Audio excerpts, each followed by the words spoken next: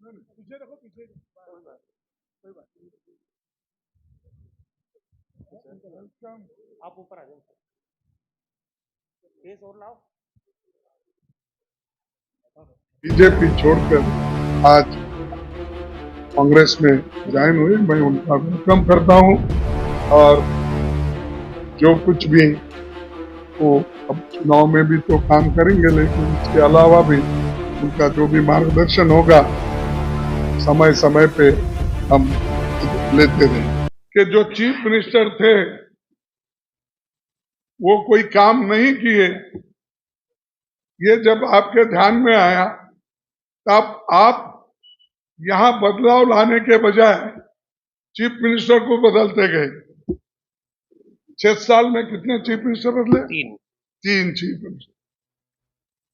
अब इन्हों तो 13.5 और 8 कितने साल हो गए, इन्होंने बदले। लेकिन यहां 6 साल में 3 चीफ मिनिस्टर बदले।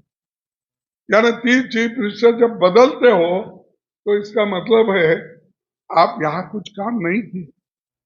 नहीं तो बदलने का सवाल नहीं था। और टीचर की भर्ती नहीं, क्लासरूम्स नहीं है, नए मेडिकल कॉलेज गवर्नमेंट के, क्योंकि गरीबों को फायदा किससे होता है? सरकारी स्कूलों से, सरकारी कॉलेजों से।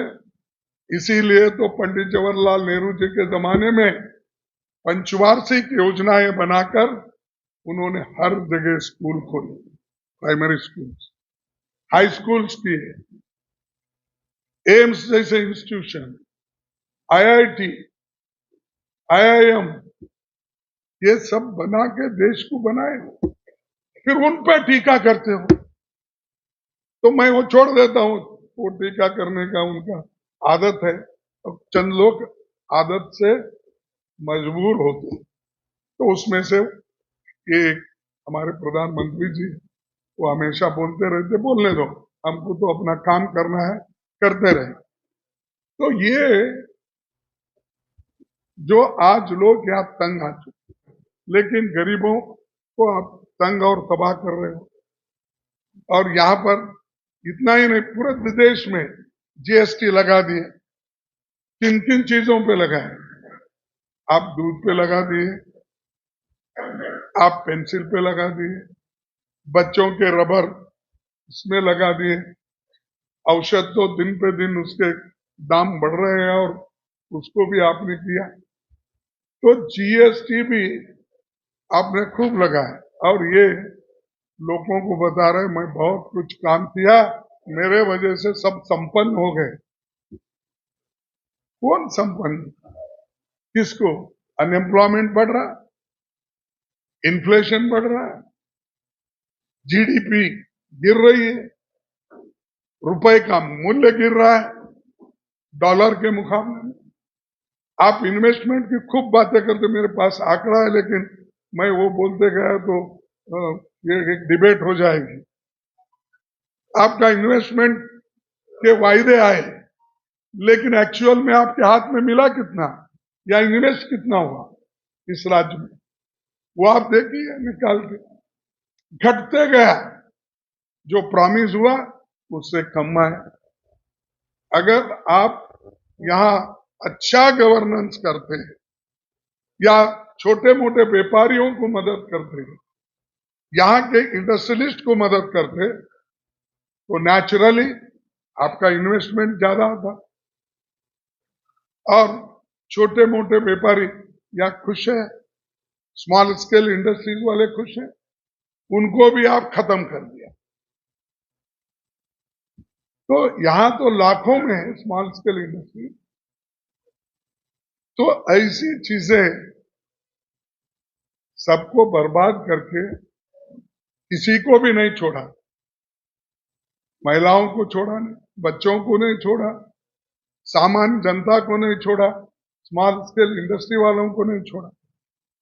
ये काम एक तरफ आप करते आ रहे हैं, दूसरे तरफ चुने हुए सरकारों को, इलेक्टेड गवर्नमेंट को, जनता के सपोर्ट से आए हुए सरकार को आप गिराते जा रहे हो। बात तो डेमोक्रेसी की करती है। लोकतंत्र में ऐसा होता है। अरे ये लोकतंत्र में ये कहा गया है, संविधान में कहीं लिखा गया है कि कल के दिन मोदी साहब अगर आएंगे, प्रधानमंत्री बनेंगे, उनके बीजेपी सरकार बनाने के लिए लोगों की कमी होगी तो वो खरीद सकते हैं, ऐसा कहीं लिखा है? या किसी को आपको गवर्नर बनाएंगे, आपके बेटे को फलाना बनाएंगे। अरे जो लोग कलंकित है समझकर आपने केस डाला, ईडी की केस, इनकम टैक्स की केस, सीवीसी की केस और कौन से कानून है ना, सब आपने डाल के उन लोगों को, चंद लोगों को कलंकित किया, चंद एमएलए को, चंद एमपीज को, चंद राज्यसभा मेंबर्स को। लेकिन जब आपके पार्टी में जब ज्वाइन हो गए, वो जैसा कि बहुत बड़ा वॉशिंग मशीन में डाल के वो क्लीन हो गए। ये कलंकित यहां थे, वहां जाते ही वो पूरे स्वच्छ बन गए। इतना बड़ा वॉशिंग मशीन हमारे मोदी साहब ने खरीदा है अपने लिए, अपने पार्टी के लिए, और दूसरों को करप्ट है वो लोग, एक करप्ट है। अरे यहां तो करप्शन और भी बड़ा, व्यवहार के नाम से करप्शन। C2 क्या है? 2C। तो आपका तो यहाँ पहले अपना चेहरा आईने में पहले आप देखो, उसके बाद दूसरों की बात। तो इसलिए दोस्तों ये इलेक्शन इसलिए महत्व का है, लोग जागृत हो चुके हैं और मन बना चुके हैं सरकार बदलना, और एक चांस कांग्रेस को देने के लिए लोग तैयार हो गए। हो सकता है हमारे वोटर्स थोड़े इनविजिबल हो, ये बहुत दफा ऐसा होता है। मैं जब 78 का इलेक्शन लड़ रहा था, उस वक्त यहाँ सेंट्रल में बीजेपी की गवर्नमेंट थी,